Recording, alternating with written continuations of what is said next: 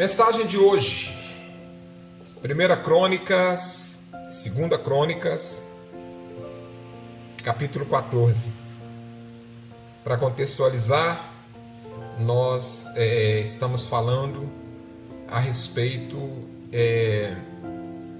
basicamente, a respeito da tribo de Judá, do reino do sul, governado pelos descendentes de Davi. Se você se lembra bem, o livro de 1 e 2 Crônicas foi escrito provavelmente pelo sacerdote Esdras com o propósito de encorajar o povo que estava cativo na Babilônia e que estava retornando. Então ele está contando toda a história de Israel, desde o início até a divisão do reino, até o cativeiro, para que aquele povo que estava retornando para a sua terra tomasse coragem para reconstruir o que eles tinham que reconstruir, porque eles estavam voltando para uma terra desolada e eles precisavam reconstruir essa terra, e eles precisavam de ânimo para que eles continuassem fazendo aquilo que era propósito do Senhor para eles naquele lugar. Então eles precisavam se animar para reconstruir Israel.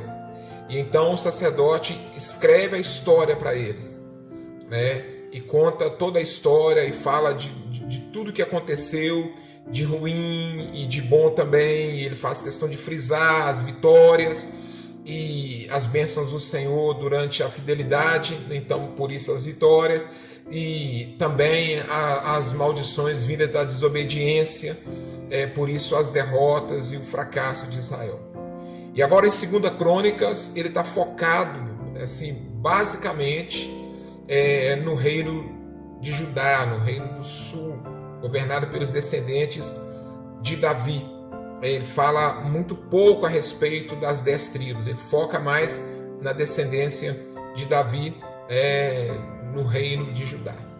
E agora há pouco, nos capítulos anteriores, nós falamos a respeito de Roboão, que foi o filho de Salomão, e no reinado dele as 10 tribos, o reino foi dividido em dois reinos, no caso. As 10 tribos foram com Jeroboão e duas tribos ficaram com os descendentes de Davi. E depois de Roboão reinou o rei Abias, que foi filho de Roboão e que teve um reino tranquilo, obedeceu ao Senhor. Deus deu vitória para ele, inclusive sobre Israel, que era o reino do norte, das 10 tribos. Foi exatamente no reinado de Abias que morreu o rei Jeroboão, que estava reinando lá no reino do norte, lá em Israel. Bom, agora o rei Abias ele morre e o seu filho Asa reina em seu lugar, o rei Asa. E o rei Asa teve um reinado tranquilo. Ele teve uma guerra contra os etíopes, 580 mil soldados mais ou menos, contra 1 milhão de soldados. Mas o rei Asa, quando vai para a batalha, o que ele faz? Ele dobra o joelho e fala: Senhor, para o Senhor não é difícil ajudar, nem o pequeno nem o grande. Então nós estamos indo contra um grande inimigo, que o Senhor possa nos dar vitória, que o Senhor possa estar conosco nessa peleja, nessa batalha, porque nós não confiamos na nossa força, nós confiamos no Senhor. Está aí a chave da vitória. Para qualquer circunstância na nossa vida, para qualquer situação que venhamos viver ou enfrentar, o exemplo do rei Asa deve ser seguido. Colocar tudo nas mãos do Senhor.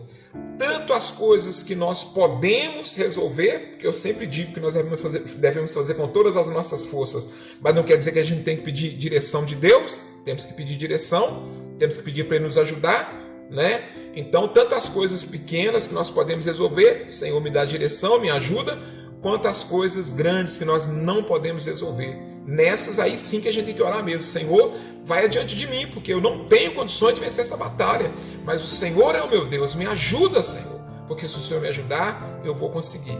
E a Bíblia diz que Deus deu vitória para Israel, aliás, vitória para o reino de Judá, para Jerusalém, contra os etíopes e veio um terror de Deus sobre todos os inimigos, de forma que eles não tiveram coragem de atacar o rei Asa, né? Ou seja, Deus dá livramento e cobertura. A presença de Deus na vida do servo de Deus gera terror no inimigo, impede o inimigo de se aproximar. Isso acontece quando nós somos fiéis e dependentes de Deus.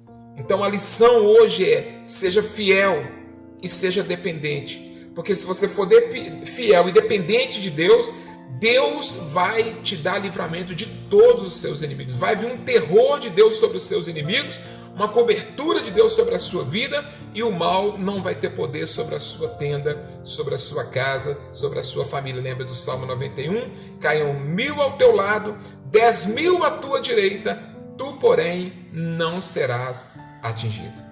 Feche os seus olhos. Senhor, muito obrigado por essa palavra e obrigado pela tua misericórdia e o teu cuidado para conosco.